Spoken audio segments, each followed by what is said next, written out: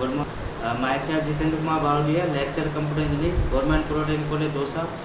तो आज हम CS 208 कंप्यूटर सिस्टम आर्किटेक्चर में रजिस्टर्स की बात करेंगे। तो यहाँ पे जो हम रजिस्टर बात करेंगे वो बेसिक रजिस्टर बात करेंगे, जो कि 8085 माइक्रो प्रोसेसर के भी हो सकते हैं, 8086 के भी हो सकते हैं, इसके अलावा 8051 के भी हो सकते हैं, या फिर आपके जो एडवांस माइक्रो कंप्यूटर्स हैं उनके हो सकते हैं। तो what is register? A register one of a small set of data holding place that are part of computer processor.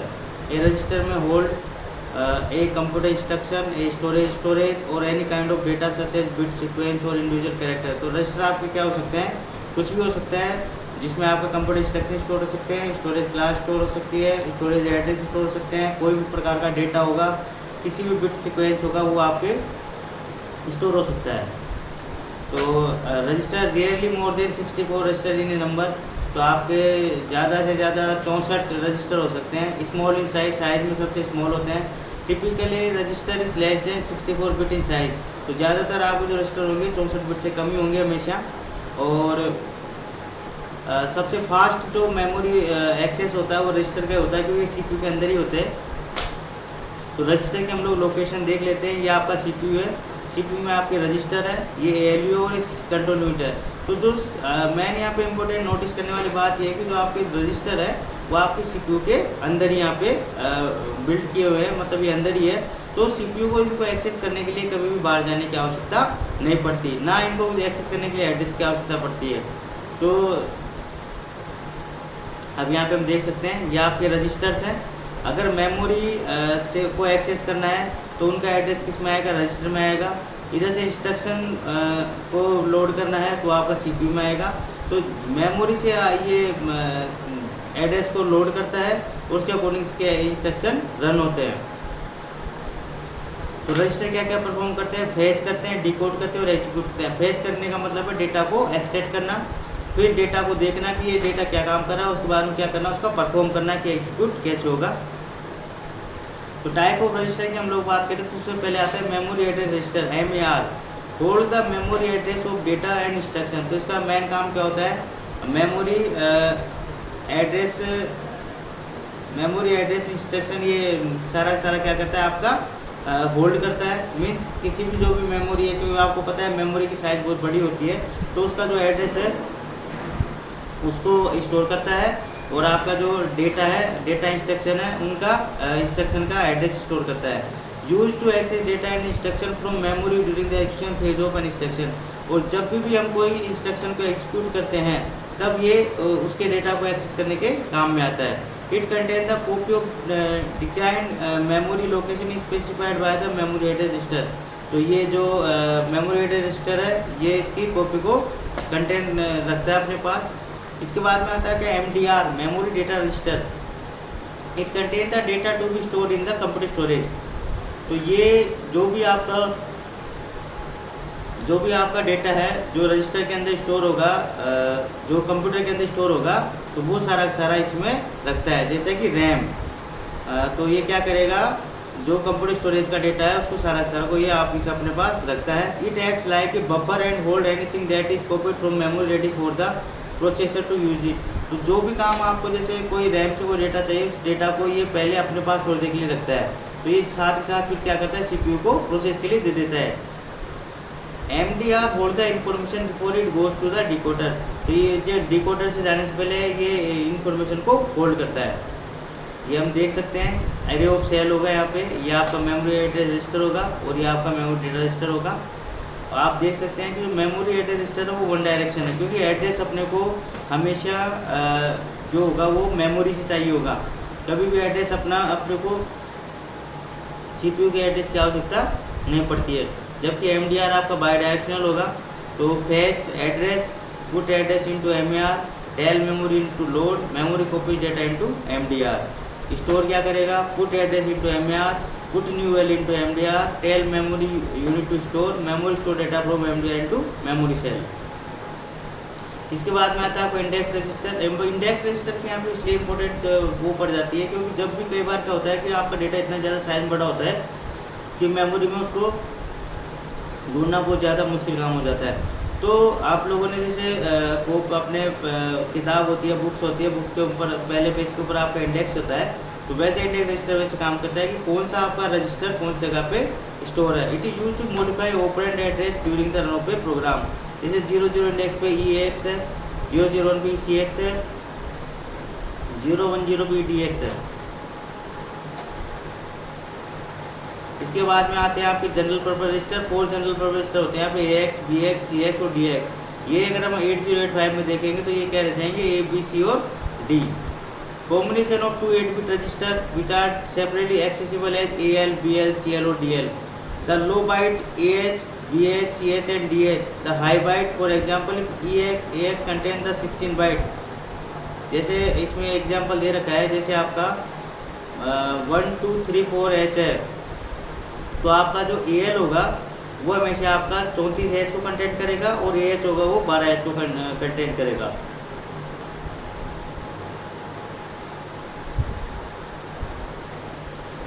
Part of the instruction sequence in some computers. It hold the, जो program counter क्या होगा, it hold the address of the memory location of the next instruction when the current instruction is executed by the micro processor. Micro processor द्वारा जब current execution जो आपका execute किया जाएगा उसको प्रोग्राम काउंटर अपने पास रखते हैं। हम लोग पहले भी स्लाइड में देख चुके हैं सब, एक बार डायग्राम से देख सकते हैं। ये आपका ready instruction pointed at the program counter, तो ये इंस्ट्रक्शन को रीड करता है पहले तो प्रोग्राम काउंटर पे, फिर डिकोड करता है इंस्ट्रक्शन को, इंस्ट्रक्शन का ओपी करता है। Increment program counter to pointed next instruction, और नेक्स्ट इंस्ट्रक्शन को क्या करता है, इंक्रीमेंट कर देता है। इसके बाद बात करते हैं पॉइंटर रजिस्टर की। The pointer register 32-bit register. There are 3 category of pointer register. तो ये 32-bit रजिस्टर होता है, तो 3 कैटेगरी होती है इनकी। एक तो होता है इंस्ट्रक्शन पॉइंटर, स्टैक पॉइंटर और बेस पॉइंटर। इंस्ट्रक्टर पॉइंटर क्या होगा, the 16-bit IP register store the offset address of the next instruction to be executed. तो जो इंस्ट्रक्शन पॉइंटर क्या करेगा, जो नेक्स्ट एड्रेस है उसको एग्जीक्यूट होने का जो इंस्ट्रक्शन है उसका एड्रेस रखेगा। It give the complete address of the current instruction in the code segment. Next आपका stack pointer. The 16-bit stack pointer register provide the offset value with in the program stack. It refer the current position of data और address with in the program stack. ये सब हम लोग detail में देखेंगे stack pointer कैसे काम करता है। Base pointer, the 16-bit base pointer mainly help in referencing the parameter value pass to a subroutine. ये सबरूटीन में काम आता है। इसके बाद में जो इंपॉर्टेंट चीज़ है वो accumulator register, use for storing the result 2000 produce by the system.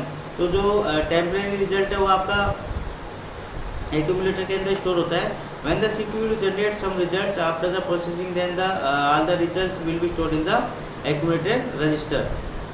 इसके बाद में आता है आपका stack control register. A stack represent a set of memory blocks, the data is stored in retrieved from this block in order first in last out. तो जो stack control register है उसके अंदर जो आपका डेटा होता है वो first in last out concept पे काम करता है। जैसे कि हम लोग शादियों में जाते हैं तो वहाँ पे प्लेट लगी होती है शादियों की खाने के लिए, तो उस प्लेट के अंदर आप लोगों ने देखा होगा जो सबसे पहले प्लेट रखी जाती है वो सबसे लास्ट में काम आती है, तो और जो सबसे ऊपर प्लेट होती है वो सबसे पहले काम आती है, मतलब first in last out. The stack control register use to manage the stack in memory. The size of register 2 और 4 बाइट। इसके बाद बहुत ज़्यादा इंपॉर्टेंट है आपके flag register. It is a special purpose register with size 1 byte और 2 byte. Each bit of the flag register constitute a flag. Flag को हम लोग अलार्म भी कह सकते हैं कंप्यूटर से यहाँ पे। Such that bit value indicate if a specified condition was encountered by union instruction. Flag का मतलब क्या होता है कि साइन, मतलब क्या होगा कि जैसे बाई चांस आपके कोई ऐसी चीज़ हो गई तो उसकी वैल्यू 1 सेट हो जाए, और अगर वही चीज़ नहीं होती है तो उसकी वैल्यू क्या हो जाए, 0 हो जाए। तो यहाँ पे टाइप ऑफ फ्लैग रजिस्टर हम देखें, सबसे पहला देखते हैं अपन carry flag. If 9th bit generated then the carry flag will be 1। जैसे कि आपने एग्जांपल यहाँ पे 2 बिट का 2 संख्या का अपन यहाँ पे एडिशन कैसे 1 1 0 0 0 0 प्लस 1 0 0 0 0 0 1 1 0 0 1 1 1 1 0 0 0 और 1 1 0, और ये यहाँ पे आपके 9th वाली बिट जनरेट हो गई। तो क्योंकि हमारे जो रजिस्टर है उसकी लिमिटेशन तो 8 बिट ही है, तो उसके अंदर तो ये वैल्यू यही आएगी। अब दिक्कत ये हो जाती है अगर हमने उसके अंदर ये वैल्यू रखी तो ये तो संख्या में छोटी हो जाएगी। तो अपन क्या करते हैं, जो ये 1 जनरेट हो रहा है इस 1 को किस में लगते हैं, कैरी फ्लैग में। मीन्स इससे पता लग जाएगा कि आपका जो कैरी फ्लैग है, मतलब इस जो एडिशन हुआ उसके अंदर आपकी कैरी जनरेट हुई है। इसके बाद में आती है आपकी auxiliary carry flag. If the fourth bit contains carry then accumulator is 1, auxiliary carry is 1।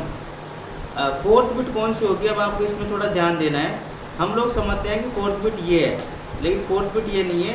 4 to 5 ये एक्जैक्टली इसमें क्या होता है, 4 to 5 कैसे, ये 0 1 2 3 और 4 5 6 7, मतलब जैसे मैंने इसको ऐड किया 0 1 1 1 1 0 0 1 1 1 1 0, सॉरी इसमें मिस्टेक है, यहाँ पे 0 आएगा, 1 1 0 1 1 1 1 1 1 1 1, यहाँ पे थोड़ी मिस्टेक है, यहाँ पे 1 आएगा, 1 1 1 1, और उसके बाद में ये यहाँ पे 1 चला गया। मतलब आपकी जो फोर्थ बिट है उससे फिफ्थ बिट के ऊपर अगर आपकी कैरी जनरेट हो रही है तो ऑक्सिलरी कैरी आपकी क्या हो जाएगी, 1, क्योंकि यहाँ पे आपके यहाँ से यहाँ पे जाते हैं तो 1 आता है, इसके लिए ऑक्सिलरी कैरी क्या हो जाएगी, यहाँ पे 1 हो जाएगी। इसके बाद में पैरिटी फ्लैग है। If number of ones in the bits are even then parity flag is 1। अब ये सबसे सिंपल है, आपको क्या करना है कि नंबर अगर उसमें जो है वो 1 है, 1 का मतलब क्या है, अगर वो जैसे इवन है, मतलब जैसे 2 1 है, 4 1 है, 6 1 है, 8 1 है, तो तब उसका क्या हो जाएगा, पैरिटी फ्लैग यहाँ पे 1 सेट हो जाएगा। जैसे यहाँ पे देखेंगे अपन 1 2 3 4 5 6, तो यहाँ पे 6 1 है, तो मतलब कौन सा हो गया, इवन हो गया, तो पैरिटी फ्लैग क्या हो जाएगा, 1 हो जाएगा। अब यहाँ पे देखो 1 2 3 कितने हैं, यहाँ पे 3 है, तो यहाँ पे पैरिटी फ्लैग क्या हो जाएगा, यहाँ पे 0 हो जाएगा। 0 फ्लैग क्या होगा, if the answer is 0 then 0 flag is 1 otherwise 0। अगर आपका पूरा आंसर 0 हो जाता है तो 0 फ्लैग 0 1 हो जाता है, वरना 0 होता है। नेक्स्ट आता है आपका ओवरफ्लो पे। If the bit are in the range -128 to 127 the OF is 0 else OF 1। अगर ये एक 1 -128 127 के बीच में है तब तो आपकी संख्या ये हो जाएगा 0, अन्यथा क्या हो जाएगा, आपका 1 हो जाएगा। साइन फ्लैग आप जानते हो, अगर ये वाली बिट है, ये वाली बिट है, अगर ये वाली बिट 1 है तो ये आपका नेगेटिव हो जाएगा, अगर ये वाली बिट 0 है तो ये आपका हो जाएगा पॉजिटिव हो जाएगा। तो आज हमने ये वरिष्ठ टाइप ऑफ फ्लैग देखे। आगे हम रजिस्टर ट्रांसफर लैंग्वेज की बात करेंगे। ये थोड़ा बेसिक मैंने आपको इसके बारे में बताया। Thank you.